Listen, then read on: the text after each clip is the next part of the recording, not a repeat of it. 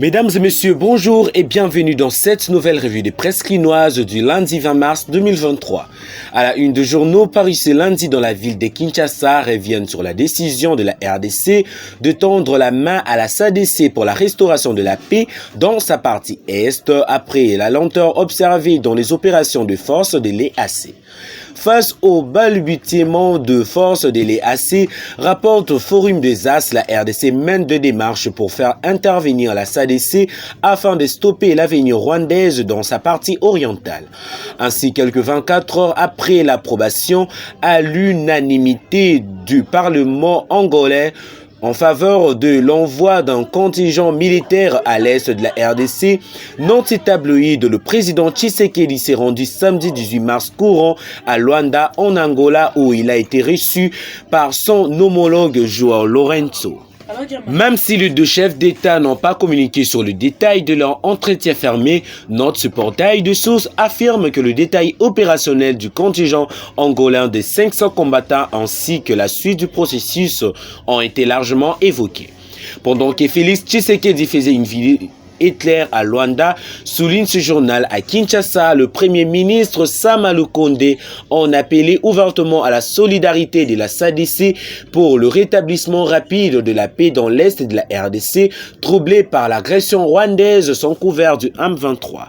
Parlant toujours des 7 tanges à huis clos entre le président angolais et congolais, EcoNews précise que Lourenço pousse Tshisekedi à ouvrir des négociations avec le M23. Même pour l'instant, ajoute ce journal, Kinshasa reste cabri sur sa position, fermant toute porte à un dialogue avec le M23. Hormis l'Angola, la RDC implique également la RCA dans sa cause de chercher la paix dans sa partie Est. C'est ainsi, indique Africa News, le ministre des Affaires étrangères d'Angola, de la RCA et de la RDC décide d'approfondir un partenariat stratégique durable, appuyer la consolidation et la paix en RDC. Selon ce tabloïd, ces deux objectifs du mécanisme de tripartite s'étendront au secteur du développement économique, de la défense, des infrastructures et de l'administration publique. Mise en place depuis août 2013 et sa suggestion de l'Angola, souligne ce portail, ce mécanisme devrait être évalué pour l'adapter aux circonstances actuelles. C'est ainsi que le vice-premier ministre des Affaires étrangères congolais, Christophe Lutundula et ses homologues angolais et sud-africains ont tablé sur les différentes urgences, notamment la mise sur pied d'une feuille de route en tenant compte de dossiers brûlants du moment de la création d'un secrétariat permanent virtuel qui fera le suivi et la préparation de rencontres de la tripartite, précise ce journal.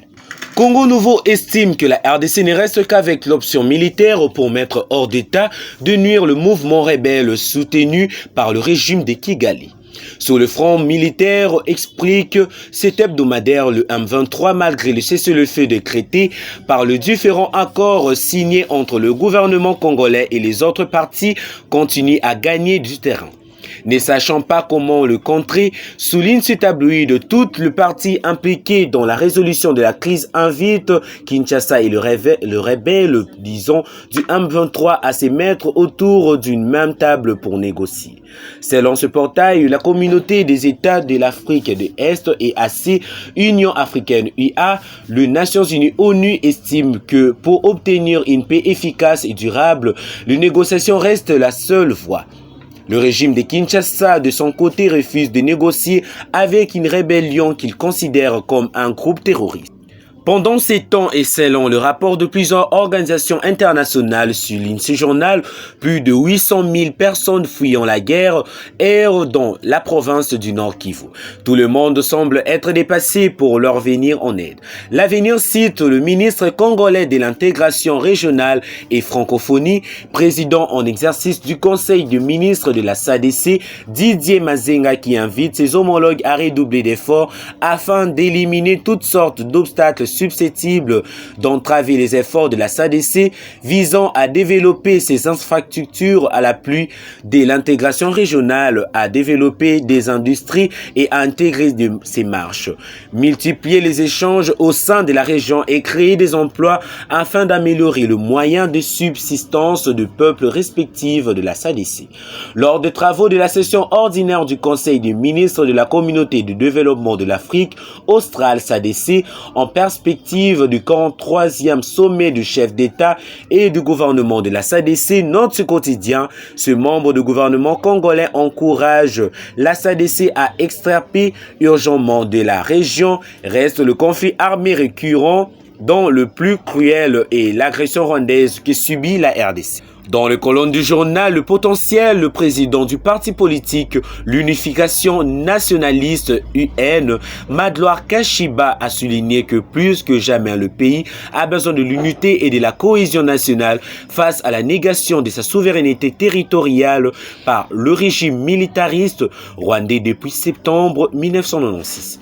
L'unité que nous prêchons au sein de notre parti à travers nos structures installées dans les entités territoriales du Sud Kivu, Nord Kivu, comme dans l'autre province du pays, passe essentiellement par la lutte contre le tribalisme, le népotisme, le clientélisme, le séparatisme et d'autres antivaleurs que nous devons bannir à jamais pour un meilleur Congo, indique-t-il dans les colonnes de ce quotidien.